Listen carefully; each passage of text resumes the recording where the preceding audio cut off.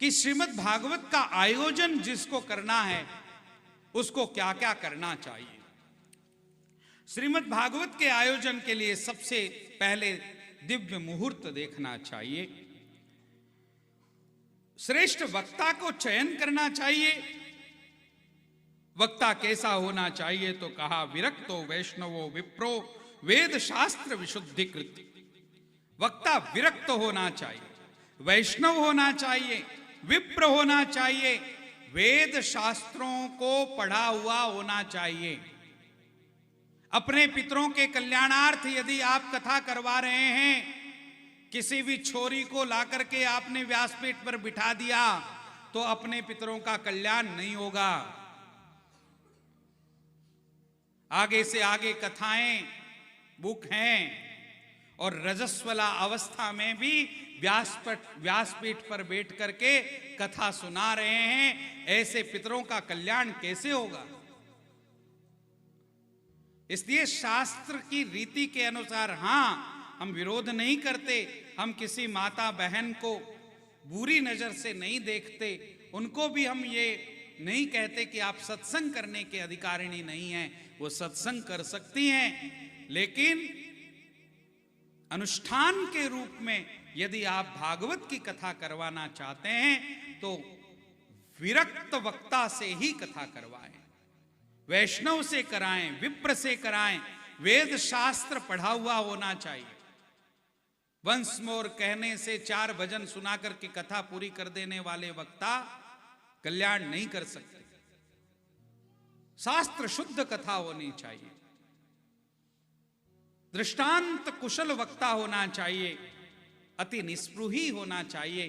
कथा से पहले ही जो मांग करके आपके सामने रख देता है, इतने पैसे दोगे तो कथा करेंगे, ऐसे वक्ताओं से कथा करवाने से कथा सफल नहीं होती है।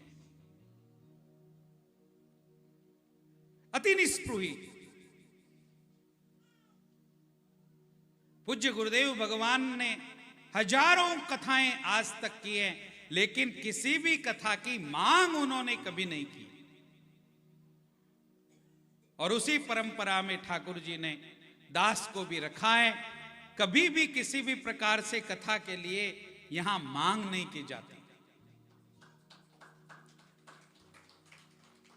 मेरे साथियों को क्या देना है ये निश्चित है, लेकिन व्यासपीठ को क्या अर्पित करना है ये राठी परिवार को भी अभी तक पता नहीं है, ये निश्चित बाद में करेंगे।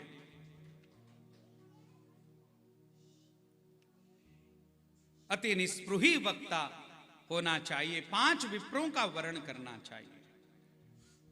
एक उपवक्ता होना चाहिए जो श्रीमद् भागवत का मूल पाठ करे।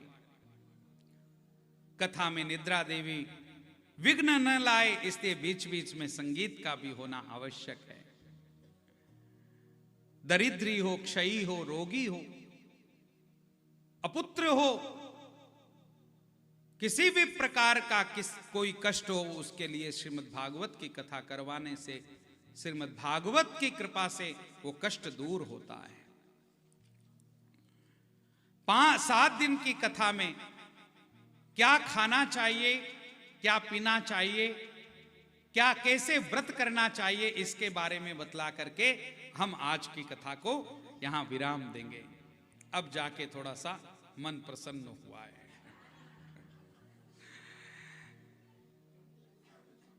7 दिन में हमें केवल घी पी करके कथा सुननी चाहिए। इतना घी श्रीनिवास जी तो लेके नहीं आए। हमने सुना भाग्यनगर से ट्रक भर के आया, उसमें कपड़े भी आए हैं सबके। तो घी पी करके यदि हम नहीं रह सकते तो हम एक काम करें, दूध पी करके 7 दिन रहें। यह भी नहीं संभव है तो फल खा करके 7 दिन रहें। यह भी नहीं संभव है तो ये भारतीय संस्कृति विकल्पात्मक संस्कृति है, यहां ऑप्शन खूब है। तुम कल्याण करो अपना, बस हम विकल्प आपको देते जाएंगे। ऑप्शन हमारे पास बहुत हैं। यदि तुम फल खा करके भी कथा नहीं सुन सकते तो एक समय भोजन करके कथा सुनो। ये भी नहीं संभव तो दोनों समय भोजन करो लेकिन कथा सुनो। भोजनम तो वरम मन्ने कथा विघ्न करो, यदि कथा में विघ्न आ रहा है हमारे भोजन न करने से तो कथा में भोजन करके रहना अच्छा है।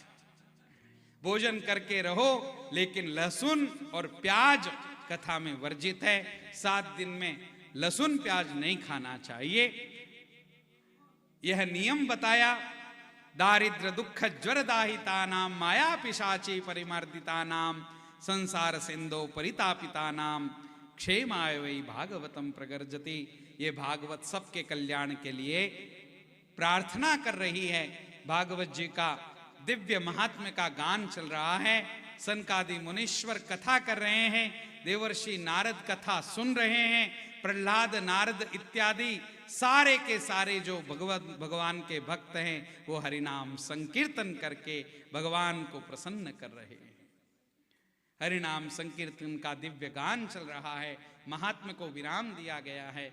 और श्रीमद् भागवत के प्रथम स्कंद के 3 जो मंगलाचरण के श्लोक हैं वो पढ़कर और 6 प्रश्न आपको बतलाकर आज की कथा को हम विराम देंगे।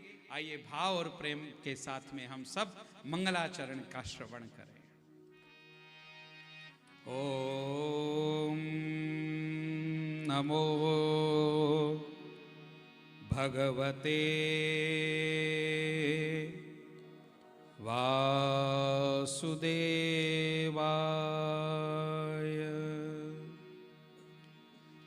जन्माद्यस्य यतोऽन्वयादितरतस्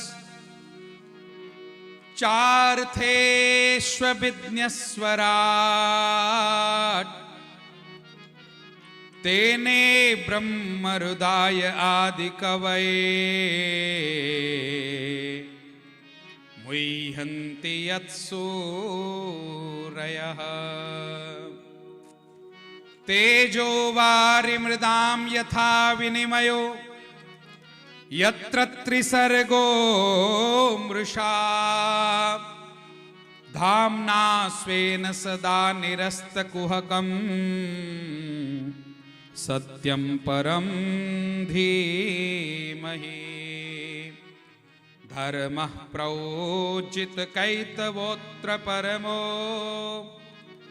निर्मत्सराणां सतां वेद्यं वास्तवमत्र वस्तु शिवदं तापत्रयो